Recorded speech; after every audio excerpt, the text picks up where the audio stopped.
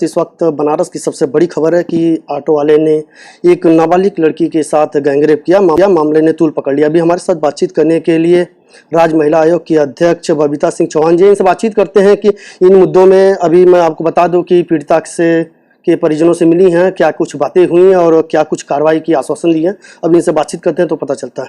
Ma'am, अभी आप आई हैं, जिस तरह से गैंगरेप हुआ है बनारस में, ऑटो वाले ने किया है, आप पीड़िता के परिवार से मिली, क्या कुछ बातें निकल के आई?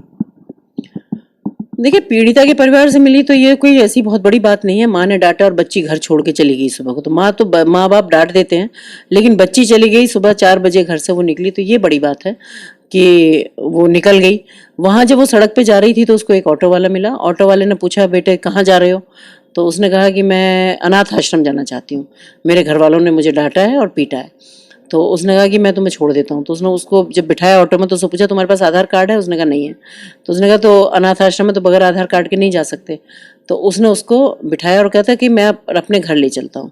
वो उसको एक सुनसान जगह, जो कंस्ट्रक्शन हो रहा था वहाँ, टूटा फूटा सा एक घर था, उसमें उसको ले गया। वो उसमें ले जाने के बाद उसने उसके साथ हरकतें की गलत।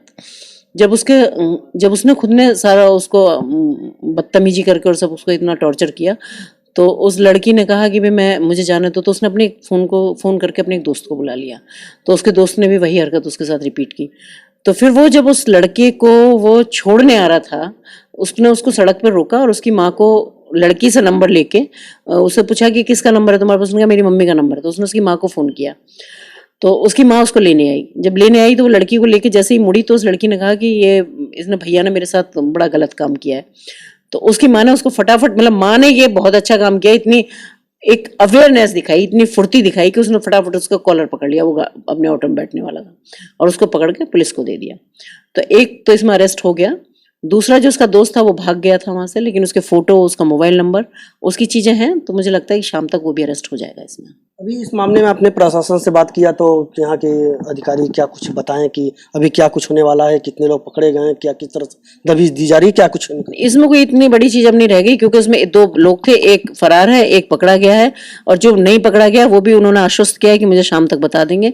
इसमें हमने अपनी तरफ से ये एफर्ट्स किए हैं कि जो वो बच्ची है, 9th क्लास की स्टूडेंट है, 14 साल की बच्ची है वो, तो हमने अपने यहाँ से सारे जो समाज कल्याण है या जो प्रधानमंत्री कोष है, जो हमारे मुख्यमंत्री कोष से जो भी उनको धनराशि मिल सकती है, जो सहायता उनको मिल सकती है, उसके तहत हमने सारे अधिकारियों को ले जाके उसके प्रोसीजर के लिए उनसे कह दिया है। मैम, प्रधानमंत्री का संसदीय क्षेत्र और यहाँ पे रेप और गैंगरेप की घटनाएं लगातार बढ़ रही हैं और लगातार विपक्ष भी सवाल साधे हुआ है, और दूसरी तरफ प्रशासन पे भी आरोप लगाया जा रहा है कि प्रशासन अगर इस तरह की एक्टिव होती तो शायद इस तरह की बड़ी बड़ी घटनाएं पर रोका जा सकता था। अभी कुछ दिन पहले एक BHU का मामला आया था, फिर उसके बाद यहाँ पे थाना बेलूपुर अंतर्गत स्नेहा कुशवाहा का मामला आया, लेकिन कुछ हो नहीं पा रहा। मैम, प्रशासन कहाँ से चूक हो जा रही है? देखिए, इस मामले में तो मैं बिल्कुल नहीं कहूंगी कि कहीं प्रशासन ने चूक की है, क्योंकि उसकी माँ ने रात में फोन किया और वो तुरंत पुलिस वहां पहुंची, और उसकी वजह से वो एक लड़का अरेस्ट भी हो गया। तो अब मुझे नहीं समझ में आ रहा है कि आप कैसे प्रशासन को, मतलब हर चीज में हर किसी को एकदम से ब्लेम कर देना, तो मुझे नहीं समझ आता। मैं इसमें कहूंगी कि जब इस तरह की घटनाएं होती है तो अपने आप खुद को भी अवेयर होना चाहिए कि आपके जो छोटे छोटे बच्चे हैं, कहीं जहां भी ऐसी चीजें होती हैं कि जहां नाबालिग बच्चियां हैं, कुछ ऐसी जब घटनाएं होती हैं, तो मुझे लगता है कि पेरेंट्स को भी थोड़ा सा जागरूक होना चाहिए, माँ बाप को भी थोड़ा जागरूक होना चाहिए कि भाई हमारा बच्चा कहाँ जा रहा है, किस वक्त जा रहा है, कैसी जगह जा रहा है। अब खुद अपने आप को भी होना चाहिए कि भाई हम सुनसान जगह पे ना जाए रात में, या बहुत रात है तो क्या जरूरत है अकेले निकलने की, या कुछ भी है तो। क्योंकि समाज में ये जब छोटी बच्चियों के साथ होते हैं ना, तो ये कोई नॉर्मल व्यक्ति नहीं होता, ये या तो नशा करने वाले लोग होते हैं, या ये मानसिक रूप से विक्षिप्त व्यक्ति होते हैं, जो इस तरह की घटनाओं को अंजाम देते हैं। तो मैं तो हमेशा यही कहूंगी कि थोड़ा सा घर वालों को भी थोड़ा जागरूक होना चाहिए। थोड़ा हम जागरूक समाज के लोग हैं, तो हमें जब पता है कि ये घटनाएं हमारे आसपास ही हो रही हैं, तो हम क्यों नहीं ध्यान देते? जब घटना घट जाए अगर उसके बाद ध्यान दिया तो क्या ध्यान दिया?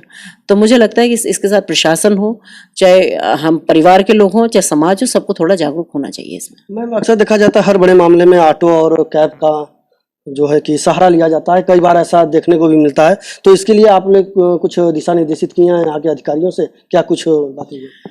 यहाँ की नहीं, ये तो बाई चांस वाली बात है कि यहाँ आज ये भी घटना उसी से रिलेट हो गई कि ऑटो की घटना है।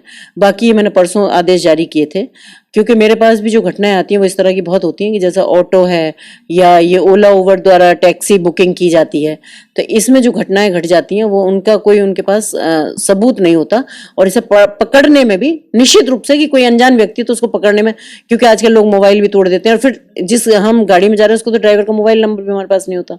तो मैंने ये कहा है कि उसमें जिस गाड़ी में जो टैक्सी में चलने वाली गाड़ियां हैं जिनमें, तो उसमें जो पीछे ड्राइवर सीट है उस पर ड्राइवर का नाम हो, उस पर ड्राइवर का फोन नंबर हो, ड्राइवर का कोई आईडी प्रूफ हो। दूसरा, जो कार टाइप की जो गाड़ियां होती हैं टैक्सी में चलने वाली, उनमें एक चाइल्ड लॉक सिस्टम होता है। जो चाइल्ड लॉक होता है, जिसको चाइल्ड लॉक को लगा देते हैं क्योंकि वो बच्चों के लिए लगाया जाता है, तो उससे गाड़ी अंदर से नहीं खुल सकती। तो कई सारी घटनाएं ऐसी होती हैं, वो लड़कियों के साथ नहीं लड़कों के साथ भी होती हैं कि जा रहे हैं आप, उनका मोबाइल लूट लिया, उनका पर्स छीन लिया, कुछ भी कर लिया, तो गाड़ी जब अंदर से नहीं खुलती तो वो हैंडीकैप हो जाता है अंदर बैठने वाला। तो उसमें वो जो चाइल्ड लॉक सिस्टम है उसको हटा देना चाहिए। तो अगर कुछ ऐसी घटना की संभावना होती है तो आदमी खिड़की खोल लेगा, कुछ चीखेगा, चिल्लाएगा, कुछ भी तो अपनी हेल्प के लिए करेगा, लेकिन कई बार उसकी चाइल्ड लॉक की वजह से ये सब चीज़ें नहीं होती।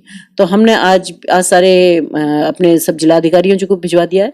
परसों हमने लेटर अपने माननीय परिवहन मंत्री जी को भी भिजवा दिया था, अपने यहाँ से हमारे यहाँ डीजीपी जी को भी चला गया, तो और आज सारे जिलाधिकारियों को चला गया, और प्रेस विज्ञप्ति हमारे यहाँ से चली गई है। कई बार यहाँ पे जब भी महिला आयोग यहाँ पे जन सुनवाई करती है तो उसमें तमाम मामले ऐसे आते हैं कि वे आरोप लगाती हैं कि जो घर में उनको प्रताड़ित किया जाता है मानसिक तौर पे, शारीरिक तौर पे, तो यहाँ पे जो पुलिस में जब शिकायत करने जाती हैं तो उन्हें निराशा होता है, और तमाम ऐसे लगातार मामले जो हैं कि महिला आयोग के सामने आती हैं, लेकिन जब भी मामला आता है तो पुलिस पे सीधा आरोप लग जाते हैं।